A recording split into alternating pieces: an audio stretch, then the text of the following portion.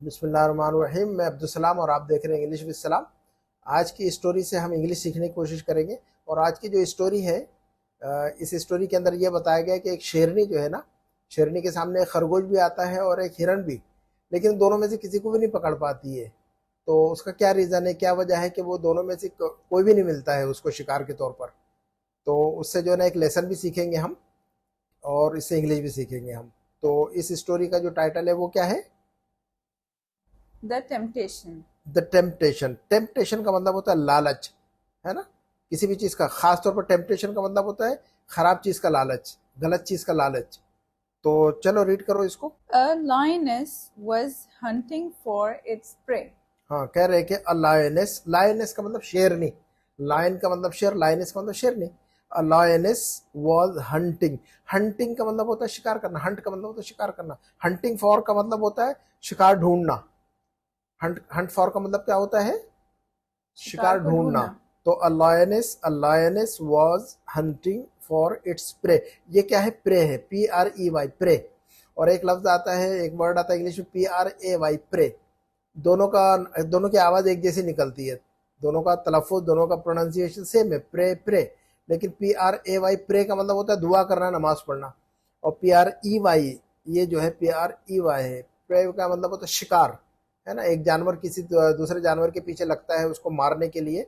तो जिस जानवर का शिकार करता है, जैसे शेर दौड़ रहा है हिरन के पीछे, तो हिरन क्या हुआ? शेर के लिए प्रे हो गया, है ना। तो प्रे का मतलब शिकार। तो ये कह रहे कि Hunt was hunting for its pray, अपना शिकार ढूंढ रहा था वो, शिकार ढूंढ रही थी शेरनी, अपना शिकार ढूंढ रही थी। फिर क्या हुआ? It was a warm day. It was a warm day. और बता रहे कि मौसम जो है ना थोड़ा सा एक अच्छा सा खुशगवार जो है ना गर्म था, ठंडा नहीं था, ज्यादा ज्यादा हॉट भी नहीं था, लेकिन वार्म जो है ना, वार्म था। वार्म का मतलब होता है थोड़ा सा मुनासिब गर्म था, ठीक है ना। तो वार्म कहते हैं मुनासिब गर्म को, ना ज्यादा ठंडा ना तो ज्यादा गर्म। जिस तरह के हम वो पानी इस्तेमाल करते हैं जो दवा वगैरह खाते हैं ज्यादातर, तो जो है ना नीम गर्म पानी कहते हैं उसको हम। तो उसको वार्म वाटर कहते हैं उसको हम। क्या कहते हैं हम उसको? Warm warm water. Warm water, है ना, नीम गर्म पानी, ठीक है ना। तो it was a warm day, ये जो है ना मुनासिब गर्मी का दिन था, वो मुनासिब गर्म दिन था। And And there were no animals in sight. हाँ, और कह रहे हैं कि देयर वर, इसको वर पढ़ेंगे, वेयर नहीं पढ़ेंगे हम। क्या पढ़ेंगे इसको हम? Were. Were. There were Were no no animals animals. In sight. और कह रहे हैं कि भी वहां पर कोई भी जानवर नहीं था। देयर वर नो एनिमल्स, कोई भी जानवर नजर नहीं आ रहा था। इन साइट, साइट कहते हैं नजर को। साइट का मतलब क्या होता है? नजर. नजर। इन साइट का मतलब दूर दूर तक, दूर दूर तक उसको जो है ना कोई एनिमल नजर नहीं आ रहा था, ठीक है ना। इंग्लिश में एक प्रोवर्ब है, out of sight out of mind. मतलब जो नजर से दूर वो दिल से भी दूर। तो अक्सर ऐसा होता है, जो लोग नजरों से दूर रहते हैं वो दिल से भी दूर हो जाते हैं, है ना। तो साइट का मतलब होता है नजर, है ना। तो इन साइट का तर्जुमा या ट्रांसलेशन क्या करेंगे? दूर दूर तक। हाँ जी, इन साइट का तर्जुमा या ट्रांसलेशन क्या करेंगे हम? दूर दूर दूर दूर तक। There were no animals, there were no animals. Were क्यों आया है? एनिमल्स प्लूरल है इसलिए ना। इनसाइड, दूर दूर तक कोई जानवर नजर नहीं आ रहा था। फिर Suddenly हाँ she हाँ saw a rabbit हाँ sleeping under a tree. हाँ, क्या मतलब है? सडनली, अचानक से. अचानक। अचानक. हाँ, she, She saw a rabbit. क्या देखा उसने? उसने एक खरगोश देखा. उसने खरगोश देखा। सी सॉ सीन, सी का मतलब देखना, सॉ का देखना. मतलब देखा। देखा. शी सॉ, उसने देखा। अच्छा, कहेंगे मैंने देखा तो आई सॉ।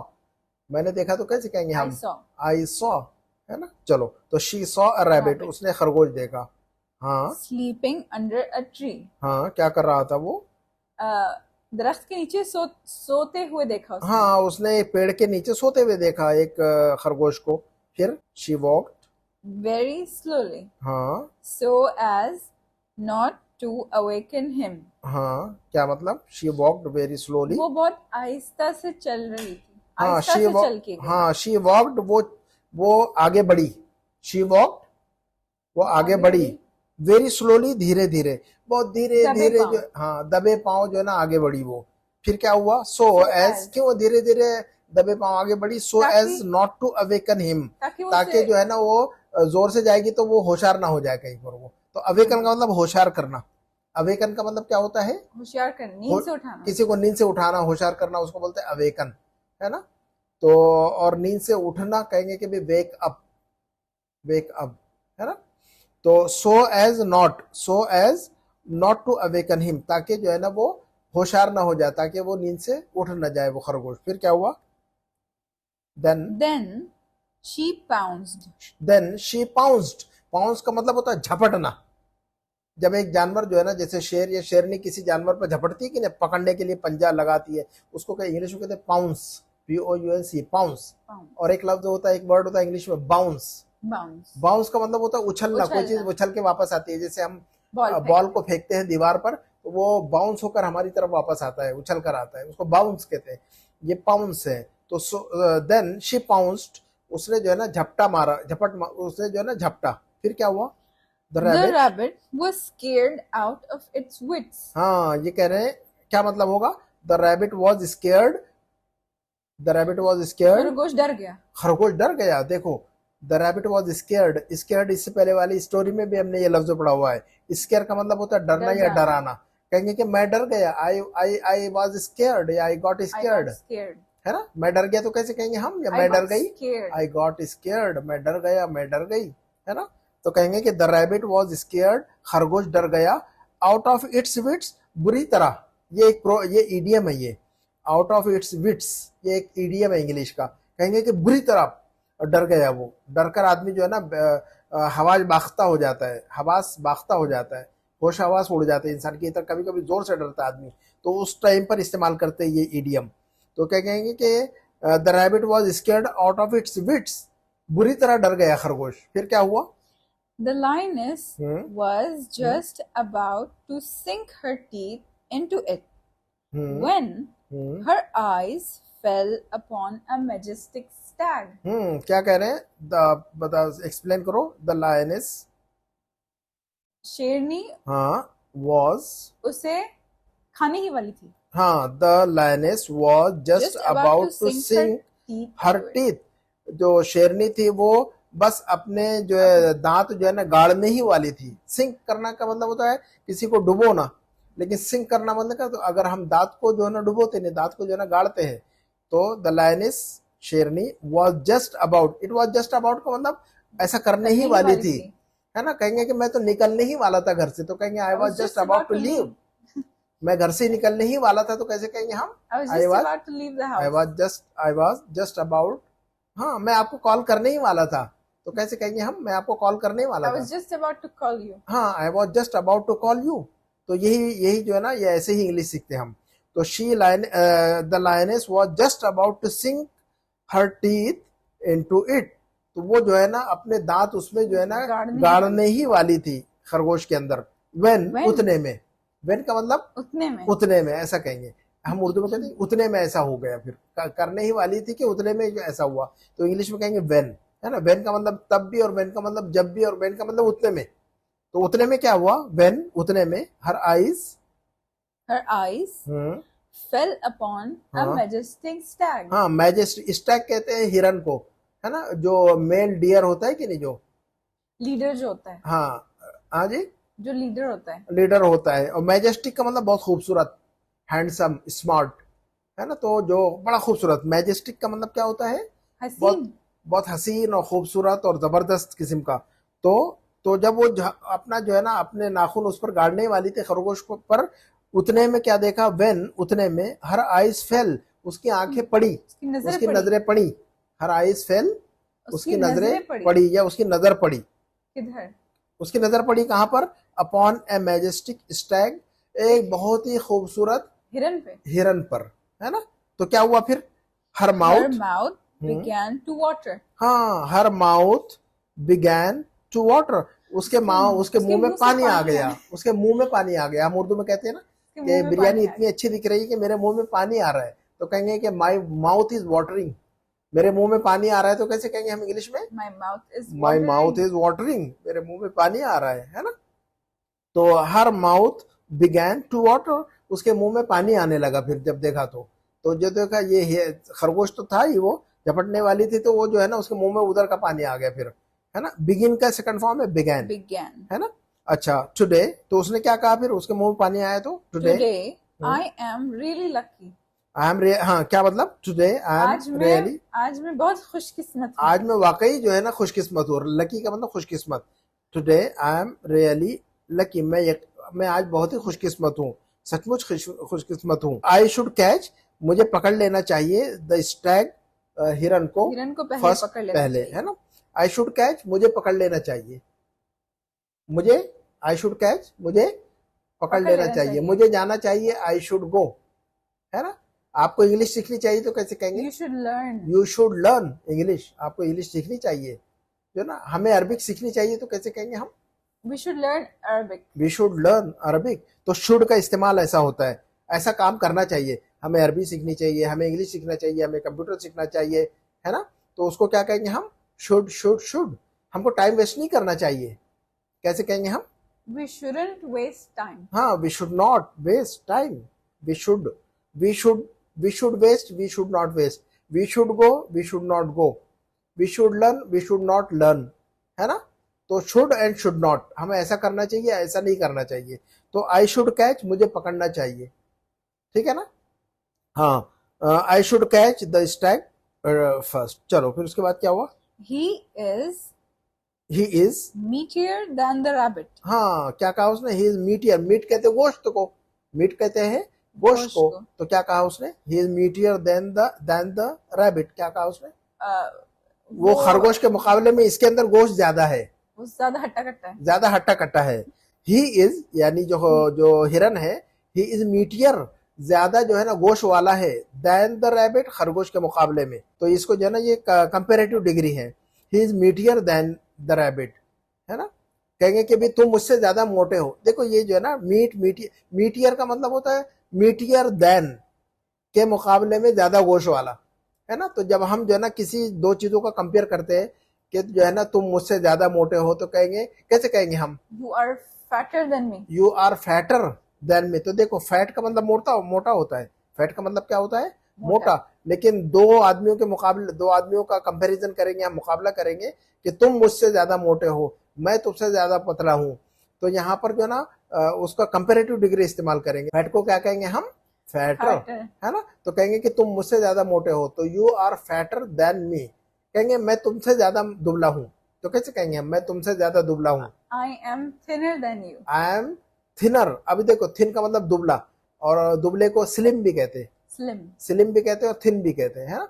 तो मैं तुमसे ज्यादा दुबला हूं, तो थिन का जो है ना कंपेरेटिव बना देंगे थिनर, है ना। तो हम कहेंगे I am thinner than you, या I am slimmer than you, मैं तुमसे ज्यादा। कहेंगे कि भी जो है ना तुम मुझसे ज्यादा होशियार हो, तो कैसे कहेंगे हम, you are more intelligent than me. Smart का लफ्ज जो है ना, स्मार्ट का जो है ना कंपेरेटिव बना देंगे हम, स्मार्ट का कंपेरेटिव बना देंगे स्मार्टर, है ना। होशियार और जहीन को क्या कहते हैं इंग्लिश में, स्मार्ट। तो स्मार्ट का कंपेरेटिव बना देंगे तो क्या बनेगा, ई आर लगा देंगे, स्मार्ट का स्मार्टर। तो हम कैसे कहेंगे तुम मुझसे ज्यादा होशियार हो, you are smarter than me, you are smarter than me, तुम मुझसे ज्यादा होशियार हो। तो यही जो है ना ऐसे इंग्लिश सीखी जाती है। तो he is meatier than the rabbit, ये जो है ना ज्यादा गोश्त वाला है या ज्यादा हट्टा कट्टा है खरगोश के मुकाबले में। And will satisfy my hunger, और ये इससे मेरी भूख भी खत्म हो जाएगी। एंड चूंकि गोश्त ज्यादा है ना, तो मुझे ज्यादा गोश्त मिलेगा तो भूख खत्म होगी मेरी। खरगोश जो है ना 10-20 खाना पड़ेगा, तब जो है ना मामला जो है ना भूख खत्म होगी मेरी। And will satisfy my hunger, hunger का मतलब भूख, सेटिस्फाई का मतलब होता है खत्म करना किसी चीज को, है ना। टू सेटिस्फाई द हंगर, भूख खत्म करना, है ना। चलो आगे बढ़ो। So she dropped the rabbit, तो ड्रॉप करने का मतलब क्या होता है, फेंकना, गिरा देना, फेंकना और गिरा देना। तो तो शी ड्रॉप द रैबिट, उसने क्या किया, खरगोश को, हाँ खरगोश को फेंक दिया उसने, है ना। ड्रॉप का मतलब होता है फेंक देना, या गिर जाने को भी ड्रॉप कहते हैं इंग्लिश में। गिराना या गिरना दोनों के लिए ड्रॉप इस्तेमाल होता है। कहेंगे कि मेरा फोन पानी में गिर गया, मेरा फोन पानी में गिर गया, तो ड्रॉप का लफ्ज इस्तेमाल करेंगे वहां। कैसे कहेंगे कि मेरा फोन पानी में गिर गया, my phone dropped in the water, हाँ my phone drop into the water, क्या कहेंगे हम, my phone dropped in the water, in the water या इनटू द वाटर, है ना, ऐसा भी कह सकते हैं। तो उसने क्या किया, शी ड्रॉप द रैबिट, उसने जो है ना छोड़ दिया, उसने जो है ना रैबिट को छोड़ दिया। छोड़ दिया। तो रैबिट ड्रॉप की मीनिंग बहुत सारी है। ड्रॉप का मतलब छोड़ देना, ड्रॉप का मतलब गिरा देना, ड्रॉप का मतलब गिरना, है ना। तो और ड्रॉप का मतलब जो है ना नाउन अगर होगा तो ड्रॉप का मतलब कतरे भी होते हैं, ड्रॉप ऑफ वाटर, पानी के कतरे, है ना। इंग्लिश का एक प्रोवर्ब है, ड्रॉप्स मेक ओशन। इंग्लिश का प्रोवर्ब है कि नहीं, सुना है आपने? ड्रॉप्स मेक ओशन, कतरा कतरा दरिया बनता है ना। कतरा कतरा क्या बनता है? दरिया बनता है। कतरा टपकता है तो जो है ना उससे जो है ना बाल्टी भर जाती है हमारी, ठीक है ना। तो ड्रॉप का मतलब बहुत सारे आते हैं। चले, तो so she drop the rabbit and chased after the stag। हाँ, तो उसने जो है ना छोड़ दिया रैबिट को, खरगोश को, और वो उसने पीछा किया। चेस का मतलब होता है किसी का पीछा करना, किसी का ताकुब करना। उर्दू में कहते हैं हम ताकुब करना। उर्दू भी सही सीखनी चाहिए हमें, है ना। चेज तो हमें पता है, इंग्लिश तो पता है चेज, लेकिन चेज के लिए प्रॉपर उर्दू क्या लफ्ज है वो नहीं आता बहुत सारे लोगों को। तो हम क्या कहेंगे इसको? चेज्ड आफ्टर द स्टैग, और जो है ना वो हिरन के पीछे वो भागी, हिरन के पीछे भागी, या उसने हिरन का पीछा किया, या उसने हिरन का ताकुब किया, है ना। चेज के साथ आफ्टर लगाएंगे हम।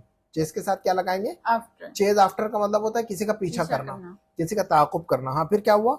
The rabbit ran for its life। हाँ, तो the rabbit rain for its life.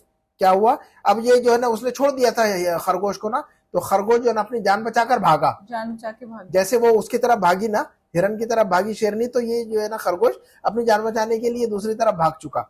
तो the rabbit rain for its life, खरगोश अपनी जिंदगी बचाने के लिए, अपनी जान बचाने के लिए भागा। लाइफ का मतलब जान, अपनी जान बचाने भागा। The lioness ran and ran after the stag, हाँ, but he was faster। हाँ, अब शेरनी जो है ना रैन एंड रैन, भागती रही, शेरनी भागती रही। The lioness ran and ran, शेरनी भागती रही कहाँ? आफ्टर द स्टैग, हिरन के पीछे भागती रही, भागती रही, भागती रही, लेकिन क्या हुआ? बट ही वॉज फास्टर, लेकिन जो हिरन था वो ज्यादा तेज था।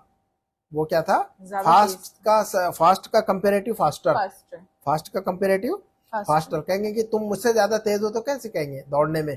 तुम मुझसे ज्यादा तो जो है ना तेज हो दौड़ने में। You are faster than me, है ना, you are faster than me. चलो, तो फिर क्या हुआ? भागता रहा, भागती रही, तो क्या हुआ? After while, after a while का मतलब थोड़ी देर के बाद, कुछ देर के बाद। आफ्टर वाइल का तर्जुमा क्या करेंगे हम? कुछ देर के बाद। हाँ, ये याद रखना चाहिए हमें, आफ्टर वाइल, कुछ देर के बाद। क्या हुआ? The Stag disappeared deep inside the jungle। हाँ, द स्टैग हिरन डिसअपियर्ड, गायब हो गया। डिसअपियर का मतलब होता है गायब होना, और कोई चीज सामने आ जाए तो उसको कहेंगे अपियर। अपियर का मतलब होता है सामने आना, और गायब हो जाने को डिसअपियर। तो अपियर, डिसअपियर, अपियर और डिसअपियर। अपियर सामने आ जाना, और डिसअपियर जो है ना गायब हो जाना, ठीक है ना। तो द स्टैग डिसअपियर्ड, हिरन जो है ना गायब हो गया। डीप इनसाइड द जंगल, बहुत दूर जंगल में। डीप का मतलब गहरा नहीं, दूर जंगल में, है ना, दूर जंगल में जो है ना वो गायब हो गया। फिर क्या हुआ? The lioness gave up. हाँ, उसने क्या है, अब वो मायूस हो गई। गिव अप का, हाँ, उसने हार मान ली। गिव अप का मतलब होता है हार मानना, मायूस हो जाना, नाउम्मीद हो जाना, डिसअपॉइंट हो जाना, तो उसको कहते हैं गिव अप, है। तो गिव का सेकंड फॉर्म है गेव। तो द लायनेस गेव अप, शेरनी जो है ना मायूस हो गई। अब जो है ना उसने हिम्मत जो है ना हार दी, हिम्मत हार गई वो, है ना। हम किसी से कहेंगे कि भी हिम्मत मारा, मत हारो, तो कैसे कहेंगे? ये वर्ड इस्तेमाल कर सकते हैं हम, don't give up, don't give up. या कभी हिम्मत मारा, मत हारो, या कभी मायूस मत हो, तो कैसे कहेंगे? Never give up, never give up, कभी भी हिम्मत मत हारो, है ना। डटकर मुकाबला करना चाहिए हमें लाइफ का, है ना। We should never give up, हमें कभी भी हिम्मत नहीं हारनी चाहिए। तो हम इंग्लिश में कैसे कहेंगे? We should never give up, we should never give up, हमें कभी भी हिम्मत नहीं हारनी चाहिए। हाँ, तो क्या हुआ? She was tired and went back. हाँ, तो अब शी वॉज टायर्ड, अब जो है ना वो दौड़ रही थी, दौड़ते दौड़ते वो थक गई। शी वॉज टायर्ड, वो थक गई। एंड वेंट बैक, और फिर वापस गई। अब वापस गई तो वो जो है ना खरगोश भी भाग गया था जब तक। तो उसको जो है ना तो खरगोश मिला, न तो हिरन मिला। इसको जो है ना उर्दू के अंदर एक शेर है, ना खुदा ही मिला ना विसाले सनम, ना इधर के हुए ना उधर के हुए। उर्दू का एक शेर है, मैंने बहुत पहले पढ़ा था ये। क्या है वो शेर? क्या शेर है वो? न खुदा ही मिला न विसाले सनम, न इधर के हुए न उधर के हुए। तो न उसको ना तो खरगोश मिला, न तो उसको जो है ना हिरन मिला। तो मॉरल है, मॉरल ऑफ द स्टोरी क्या है? ये हाँ A bird in the hand is worth two in the bush. हाँ, a bird in the hand, हाथ में अगर एक परिंदा हो तो इज वर्थ टू, दो के बराबर है, दो से ज्यादा कीमती है वो। इन द बुश, जो कि दरख्त झाड़ी में हो या दरख्त में हो, अगर दरख्त पर या झाड़ी में दूर दो परिंदे हो और आपके हाथ में एक परिंदा हो तो हमें क्या करना चाहिए, एक परिंदे को गनीमत समझना चाहिए और उसको संभाल कर रख लेना चाहिए। ऐसा नहीं कि उसको छोड़ दिया और वो जो दो है उसके चक्कर में आगे भागे, पता चला कि ये भी नहीं मिला और वो भी नहीं मिला, ना खुदा ही मिला ना मिसाले सनम, न इधर के हुए ना उधर के हुए। तो हमें जो है ना, हमारे लाइफ का लेसन क्या मिला हमें, हमारे सामने जो अपॉर्चुनिटी आती है उसको ग्रैब करना चाहिए और फौरन जो है ना उसको ग्रैब करके अवेल करना चाहिए। और जो है बहुत सारे लोग क्या कहते हैं, नौकरी मिलती है तो कम तनख्वाह होती है उनकी। अक्सर क्या होता है, जब जॉब के लिए अप्लाई करते हैं तो लोग जो है ना कम पैसे मिलते हैं उनको उनके माइंड में होता है कि 30-35 हजार या 50 हजार रुपए की नौकरी मिले, तो वो ढूंढते रहते हैं। और 25 हजार की मिलती तो वो लेते नहीं वो नौकरी को। और होता यह है कि वो ढूंढते ना 25 की मिलती, फिर बाद में 10 की भी नहीं मिलती, है कि नहीं। तो अगर आपको जो है ना 50 हजार की नौकरी चाहिए तो कहाँ से शुरू करना चाहिए आपको, 25 हजार की भी नौकरी मिलती है तो शुरू कर देना चाहिए, है कि नहीं। तो ऐसा नहीं कि 50 हजार की मिलेगी तभी, आप 25 की ज्वाइन करेंगे, तजुर्बा होगा, एक्सपीरियंस गेन करेंगे और साल 2 साल के बाद जो है ना फिर आप जो है ना कहीं डिमांड कर सकते हैं कि मुझे 2 साल का एक्सपीरियंस हो गया, मुझे 50 चाहिए, तो 50 देगा। 50 वहां पर जो है ना फिर साल 2 साल काम करे, फिर 1 लाख का डिमांड करे। ऐसा जो है ना स्टेप बाय स्टेप जो है ना इंसान ने प्रोग्रेस करनी चाहिए। ऐसा नहीं कि जो है ना पूरी जिंदगी जो है ना 25 के इंतजार में जो है ना कुछ भी ना रहे, है ना। एक साहब तो यहाँ से गल्फ में, एक साहब ने एक वाकया बताया था, यहाँ एक साहब गए थे इंडिया, तो यहाँ से पैसा जमा करके गए और कहा कि वहां पर लग्जरी बस जो है ना लूंगा मैं और वो लग्जरी बस चलाऊंगा। अब जो है ना बड़ा ख्वाब उन्होंने पहले सेट कर दिया। अब वहां पर गए और जो है ना 2-3 महीने तो फुर्सत नहीं मिलती आदमी को, इंक्वायरी करना है, ये करना है, बजट निकालना है, ये करना है, स्टडी करना है। एक 1.5 साल गुजर गया तो जो लग्जरी कार का जो बजट था वो गिर गया, तो ट्रक पर आ गया। अब जो लग्जरी लेने के चक्कर में वो थे, अब ट्रक कैसे लेते वो, तो ट्रक का भी बजट कम से कम ट्रक ही ले लेना था, बजट तो खर्चा हो गया ना पैसे। फिर वो सोचे कि नहीं ट्रक नहीं लूंगा वैसे ही। फिर जो है ना धीरे धीरे धीरे और टाइम गुजरा तो वो भी पैसे कम हो गए, तो अब जो ना वो इतना भी पैसा नहीं रहा कि वो ट्रक ले सके, तो बाद में ऑटो का बजट बढ़ रहा उनके बाद। तो वो जो है ना हजरत जो है ना आखिर ऑटो लेने पर मजबूर हुए, कहा कि भैया ऑटो ले लेता हूँ, नहीं तो फिर जो है ना परेशानी में आऊंगा। तो जो है ना आदमी लग्जरी का ख्वाब सेट करने के बजाय ऑटो से स्टार्ट करते, अगर वो शुरू में पहले यहाँ से जाते और अपना पैसा ऑटो में लगाते और ऑटो शुरू कर देते और अपना रोजाना का जो है ना कुछ इनकम आती और अपना चूल्हा चलता, तो जो गल्फ से लेकर गया था वो पैसा खर्चा नहीं होता, कम से कम वो बैंक में सेफ रहता और बजट निकालते और लग्जरी बस चलाते फिर बाद में, है ना। तो ऑटो से लग्जरी में जाना चाहिए, लग्जरी टू ऑटो नहीं आना चाहिए, रिवर्स प्रोग्रेस नहीं करनी चाहिए, है कि नहीं। रिवर्स, इसको रिवर्स प्रोग्रेस कहते हैं, इसको इंग्लिश में कहते हैं back to the future. English में क्या कहते हैं इसको, बैक टू द फ्यूचर। आप फ्यूचर की तरफ जा रहे हैं लेकिन बैक जा रहे हैं, बैक टू द फ्यूचर है ये। चले हम अपनी बात को यहाँ पर खत्म करते हैं, इंशाल्लाह अगले वीडियो में फिर एक अच्छी स्टोरी के साथ फिर मुलाकात होगी। अस्सलाम वालेकुम व रहमतुल्लाहि व बरकातहू।